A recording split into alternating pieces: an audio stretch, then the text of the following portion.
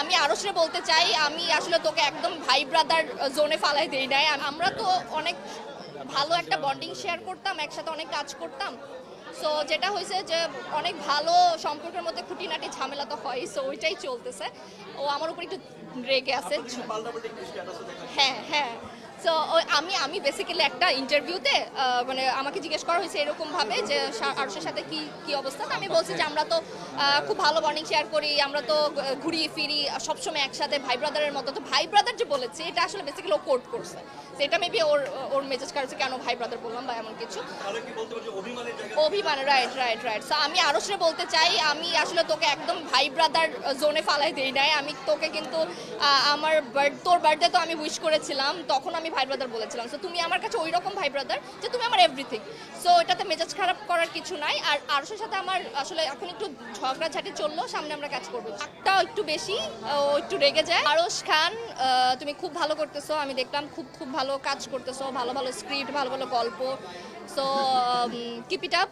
আমি চাই তুমি লাইফে অনেক অনেক ভালো কাজ করো। আর হচ্ছে প্লিজ দয়া করে কবিতাগুলা অফ করে দাও আর আমাকে নিয়ে কথা বলা বন্ধ করে দাও। হ্যাঁ। গড ভাইয়া, আমি সিন্ডিকেটে শুধু পড়িনি, আমি অনেক বাজেভাবে সিন্ডিকেটে পড়েছি। বাট আমার মনে হয় যে আসলে এই জিনিসগুলো হওয়া উচিত না, কারণ প্রত্যেকটা মানুষ, এটা হিরো বলেন, হিরোইন বলেন, ডিরেক্টর বলেন, সবাই কিন্তু অনেক কষ্ট করে একটা জায়গায় আসে। আমার যেমন আমি ক্লাস 4-5 থেকে আমার ড্রিম ছিল আমি অ্যাক্টিং করবো, আমি আমার প্রফেশন অ্যাক্টিং বানাবো। সো আমি অনেক কষ্ট করে আসলে একটু একটু একটু একটু করে আমার অ্যাক্টিংয়ের ডিফারেন্স ক্রিয়েট করে আমি ভালো করতে পারি কিনা ওইটা দেখে আমি অনেক কষ্ট করে আজকে এই পর্যন্ত এসেছি। আমার মনে হয় না যে কোনো সিন্ডিকেট ক্রিয়েট করে কোনো মানুষকে আসলে দাবায় দেওয়া উচিত।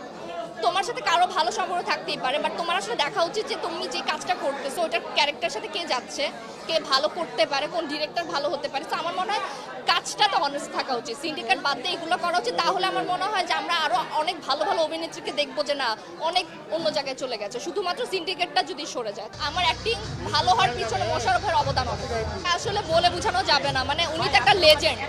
সো আমি আসলে খুবই ব্লেসড যে আমি তার সাথে কাজ করতে পারি। আর আমার মনে হয় যে দর্শকরা আমাকে বলেও বেসিক্যালি যে তিশা আপুর পর আসলে মোশাররফ করিমকে আমার সাথে ভালো লাগে অ্যাজ এ জুটি।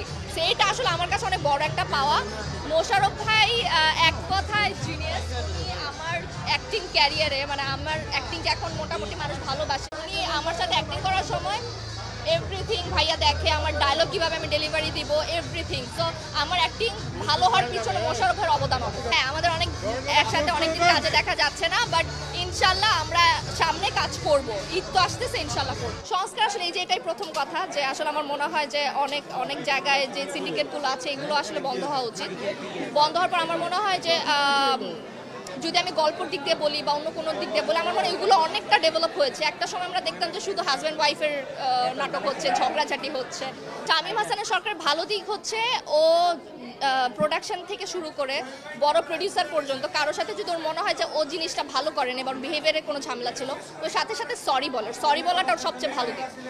আর খারাপ দিক বলবো যে ওর রাগটাও একটু বেশি, ও একটু রেগে যায়, কিন্তু এটা এখন অনেকটা কমে গেছে। সো এখন মনে হয় যে খারাপ দিকটা বলা যাবে না, ভালো দিক